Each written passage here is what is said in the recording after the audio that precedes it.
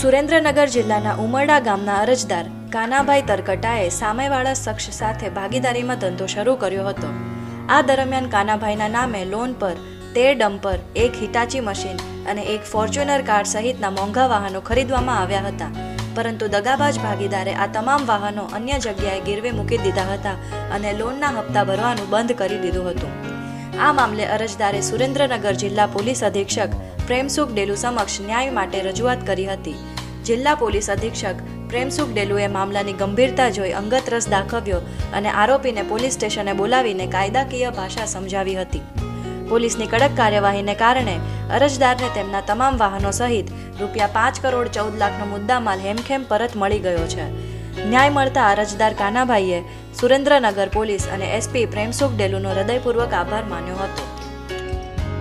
Police સ્ટેશનના જે ઉમરડા ગામ છે ત્યાં કાનાભાઈ માલાભાઈ કરીને એક ફરિયાદી અમારી પાસે આવ્યા હતા અને આ ફરિયાદીને પોલીસ સ્ટેશન મોકલતા પોલીસ સ્ટેશનના પીઆઈ શ્રી બારૈયા દ્વારા બહુ સરસ કામગીરી કરવામાં આવેલી છે.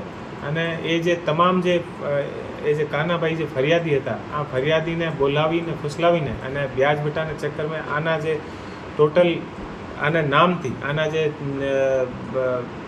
નામથી અલગ અલગ 13 ડમ્પર, 1 હિટાચી મશીન અને 1 ફોર્ચ્યુનર ગાડી બેંકથી કઢાવી લીધી અને કઢાવ્યા પછી અલગ અલગ લોકોને પાસે ગીરવી મૂકી દીધી અને આ લોકોની ના કોઈ કિસ્ત ભરતા અને ના કોઈ બીજાને આ લોકોને પરત આપતા અને આ લોકોને વારંવાર ધમકાવતા. અને તો પોલીસ પાસે આવ્યા પછી પીઆઈ શ્રી દ્વારા બહુ સારી રીતે કામગીરી કરીને અને અત્યારે 13 ડમ્પર, 1 હિટાચી મશીન અને 1 ફોર્ચ્યુનર ગાડી ટોટલ લગભગ 5 કરોડનો જે મુદ્દામાલ છે એ પોલીસ દ્વારા ગણતરીના કલાકોમાં પરત કરવામાં આવ્યો છે. અને આ બદલ હું જે તમામ પોલીસ સ્ટેશનનો જે મૂળી પોલીસ સ્ટેશનનો જે સ્ટાફ છે આને હું ખૂબ બધાઈ આપું છું અને એએસપી શ્રી અને સંબંધિત જે ડીવાયએસપી શ્રી છે આને પણ હું બધાઈ આપું છું અને એલસીબી અને એસઓજીની ટીમને પણ હું બધાઈ આપું છું કે ઝડપથી કામગીરી કરીને અને 5 કરોડનો જે મુદ્દામાલ છે આ લોકોને આમ જે ગરીબ ખેડૂત છે આને પરત કરવામાં આવ્યો છે.